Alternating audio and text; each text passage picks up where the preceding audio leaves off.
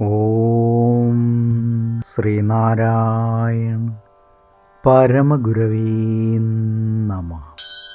സുപ്രഭാതം. 1555 ദിവസമായ ഇന്ന് 2025 ആഗസ്റ്റ് മാസം 17 ഞായറാഴ്ച, 1201 ആണ്ട് ചിങ്ങമാസം 1 ഗുരുവചനങ്ങളിലൂടെ ഗൃഹസ്ഥാശ്രമത്തെ പ്രാപിക്കുന്നവൻ സശ്രദ്ധം വിവാഹത്തിൻ്റെ നന്മ തിന്മകളെക്കുറിച്ച് ആലോചിച്ചിട്ട് വേണം വിവാഹത്തിലേർപ്പെടാൻ.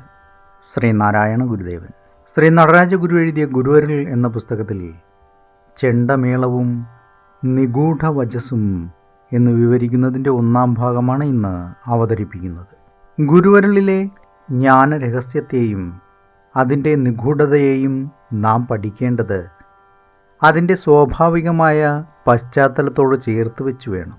ഭൗതികവും ആധ്യാത്മികവുമായ പശ്ചാത്തലവും ഭൂമിശാസ്ത്രപരവും ചരിത്രപരവും സാംസ്കാരികവുമായ സവിശേഷതകളും ഈ അരങ്ങിൻ്റെ ഭാഗമായി വരും. രേഖപ്പെടുത്തിയിട്ടുള്ള ചരിത്രത്തിന് മുമ്പുള്ള മനുഷ്യവർഗത്തിൻ്റെ ജീവിതത്തിലെ പ്രത്യേകതകൾ പോലും ഇതിൽ നിന്നും വിട്ടുകളയാനാവാത്തതാണ്.